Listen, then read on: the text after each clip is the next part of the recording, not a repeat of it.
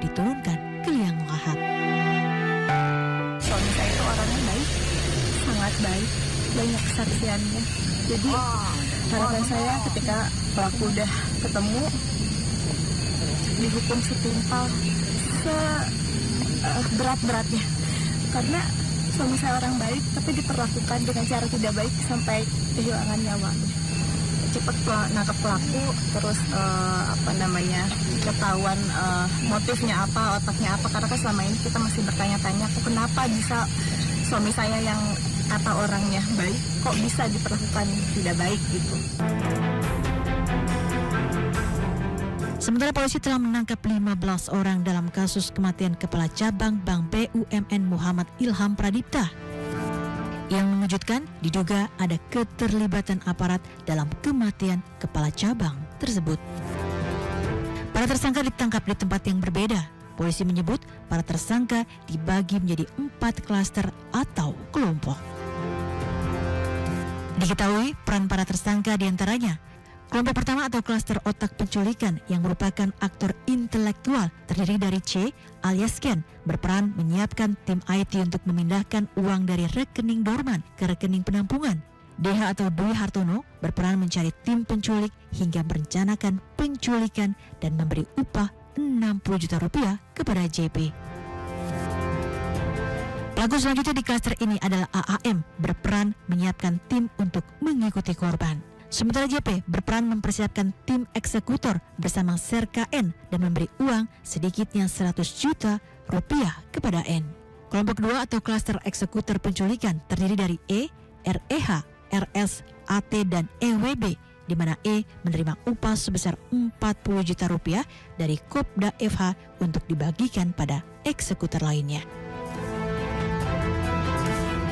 Selanjutnya kelompok atau klaster penganiayaan terdiri dari JP, MU dan DS, di mana satu diantaranya merupakan oknum TNI yang turut menganiaya korban hingga tewas. Terakhir adalah klaster pemantau korban yang terdiri dari AW, EWH, RS, dan AS. Ada perintah dari oknum yang namanya F itu untuk diserahkan di daerah Jakarta Timur. Berapa jam setelah itu mereka dipanggil lagi untuk mengantar pulang si korban. Nah, pada saat waktu ketemu lagi, disitulah bahwa mereka melihat korban ini sudah tidak bernyawa lagi.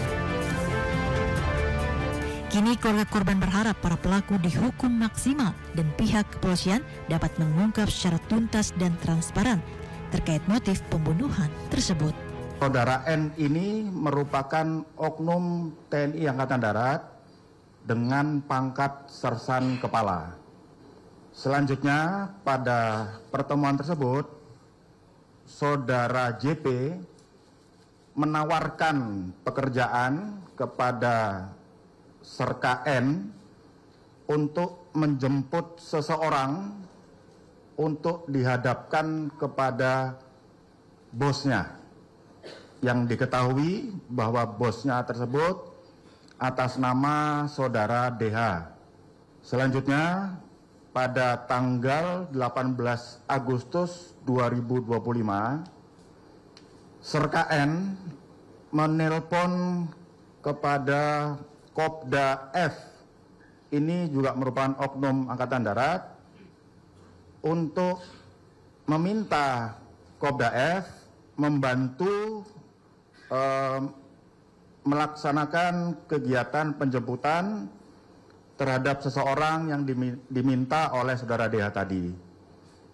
Pada saat itu, Serka N meminta Kopda F untuk datang dan bertemu di sebuah kafe di wilayah Jakarta Timur.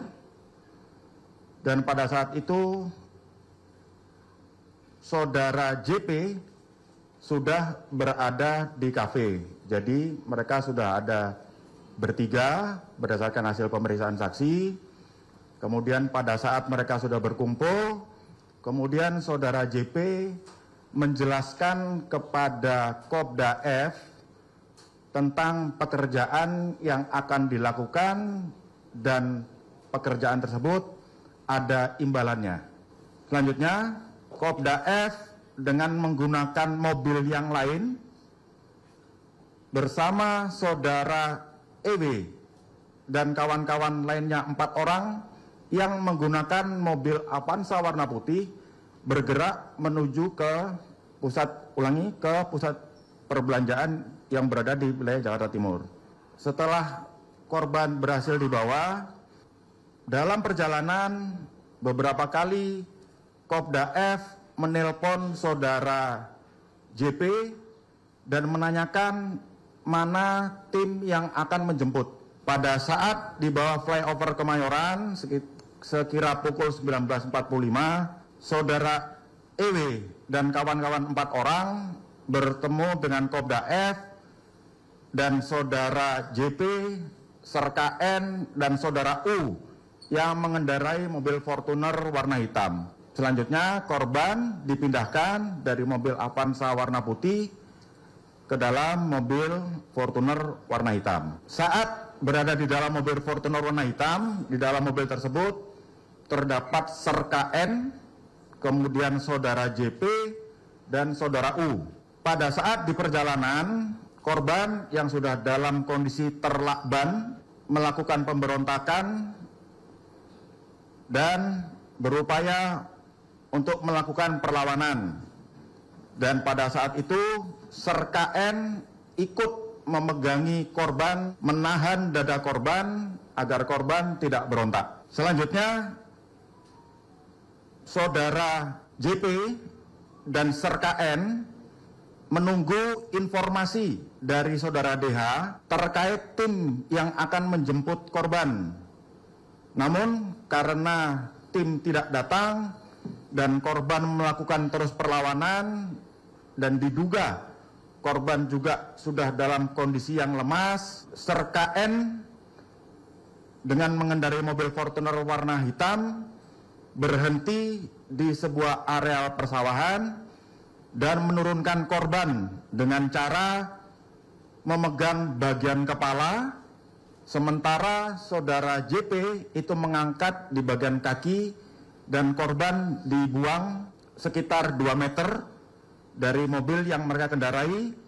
Dan setelah korban diletakkan di tempat tersebut, selanjutnya serka N, saudara JP dan saudara D pergi meninggalkan lokasi tersebut. Sampai dengan saat ini kami dari penyidik Polda Jaya telah memeriksa saksi sebanyak 17 orang dan sudah menetapkan 2 orang tersangka dan melakukan penahanan terhadap 2 orang tersangka tersebut atas nama Sersan Kepala N dan Kopral 2F.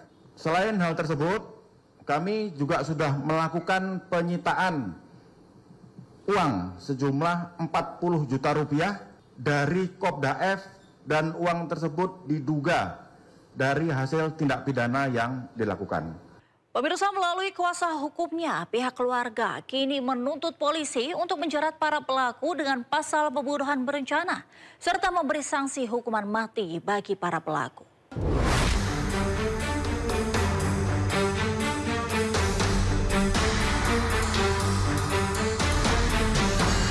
Kasus penculikan dan pembunuhan Kepala Cabang Bank BUMN Ilham Pradipta memasuki babak baru. Usai polisi menetapkan 15 tersangka dalam kasus ini, pihak keluarga pun kini menuntut polisi agar menjerat para tersangka dengan pasal pembunuhan berencana dan hukuman mati. Sebab menurut kuasa hukum keluarga korban, para tersangka melancarkan aksinya dengan terencana dan melibatkan banyak pihak. Terlebih, 2 dari 15 tersangka merupakan oknum aparat. Hal tersebut disampaikan usai kuasa hukum keluarga korban, Boyamin Saiman, mendatangi Polda Metro Jaya beberapa waktu lalu. Penyidik melakukan konfes melalui Dirkrimumnya gitu. Karena menurut kami dan keluarga banyak hal yang belum sinkron lah istilahnya gitu. Kalau kami kan jelas menginginkan pasal 340 pembunuhan berencana. Karena banyak anasir, banyak analisa menuju sana. Setidaknya paling akhir aja ketika dibuang itu kan dalam keadaan dilakban. Ya berarti itu ya dibunuh dengan cara dibuang dengan dalam keadaan dilakban kan itu kan. Nggak ada ceritanya terus kalau niat tidak membunuh kan lakbannya dibuka. Diketahui kedua oknum TNI AD yang terlibat dalam kasus ini berperan sebagai penculik korban. Motivator pendidikan Dwi Hartono menjadi sorotan usai diduga menjadi salah satu otak pembunuhan kepala cabang Bank